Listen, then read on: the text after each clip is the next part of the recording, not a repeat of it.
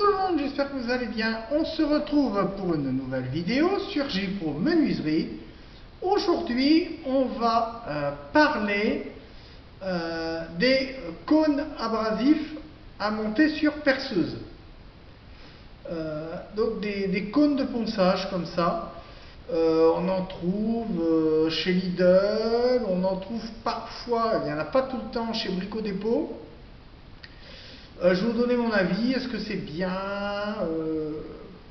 ce genre de système? Il y a d'autres modèles, hein, il y a des modèles avec des espèces de manchons cylindriques.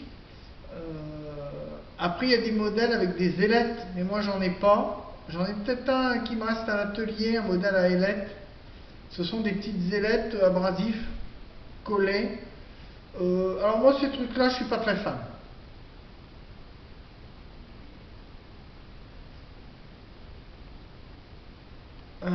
Moi, ces modèles-là, je suis pas super fan.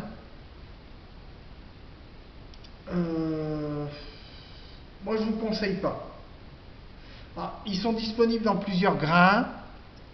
60, 80, 80, et là j'ai encore un 60. Voilà.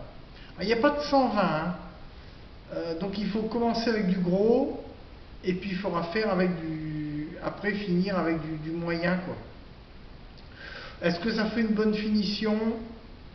Pas tellement. Ça sera mieux qu'avec une râpe ou avec une lime électrique, mais le travail sera moyennement bien fini. Moi, je ne vous recommande pas ce genre de truc. C'était pas cher, j'en ai acheté chez Lidl. Moi, j'ai vu chez Lidl, mais il y en a dans plein d'autres marques. Et je vous dis, sous forme un peu différente, mais ça sera le même système. On met sur une perceuse, et puis, voilà, on met la vitesse, et puis on joue avec les vitesses de la perceuse. Alors, il faudra le mettre en mode perçage pour avoir un bon couple. Il ne faudra pas le mettre en mode vissage. Et il faudra une perceuse quand même assez costaud, parce qu'il y a quand même de la vitesse à prendre pour utiliser ce genre de...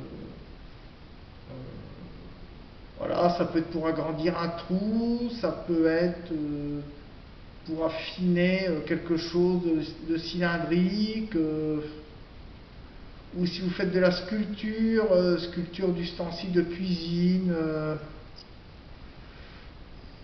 décapage d'objets cylindriques, une malle. Ça peut servir pour plein de choses, mais moi j'aime pas tellement. Honnêtement, je suis pas du tout fan de ça. Après, peut-être que vous aimez, mais honnêtement, moi, je suis là aujourd'hui pour vous donner mon avis. Vous êtes mis un bon papier de verre avec une bonne cale, quitte à coller un morceau d'abrasif sur un bout de taurillon ou un truc comme ça, que d'utiliser un truc comme ça. Après, vous pouvez le mettre aussi sur une défonceuse. Ça m'a été demandé si on pouvait mettre ce genre d'accessoire sur une défonceuse. Alors, c'est une queue de 6. Ça peut aller sur une défonceuse. Il faudra mettre une tête très fine, une bague de défonceuse fine, mais on peut mettre sur une défonceuse. Ça pourra le faire. Soit une perceuse, soit une défonceuse. Moi, je le fais essentiellement sur perceuse. Mais perceuse à colonne aussi, on peut faire avec une perceuse à colonne. Moi, je le fais essentiellement avec ma perceuse à colonne d'ailleurs, quand j'utilise ce truc-là. Mais on pourra aussi avec une défonceuse. Voilà. Mais après, à vous de faire le choix. Moi, j'aime pas trop, peut-être que vous aimerez. Moi, je vous montre ce qui existe dans le commerce, qui peut vous dépanner, vous rendre service. Voilà. Vous voyez, ils sont encore tout neufs, ils n'ont pas beaucoup servi. Je m'en sers vraiment occasionnellement. Voilà, c'était une petite vidéo explicative sur les accessoires de perceuse. Il y en aura d'autres. J'en avais déjà fait une sur un sujet un peu similaire, légèrement différente. J'en referai d'autres comme ça, ce qu'on peut mettre sur des perceuses. Parce que sur une perceuse, on ne met pas que les forêts. On peut mettre une multitude de choses. Et voilà, ça sera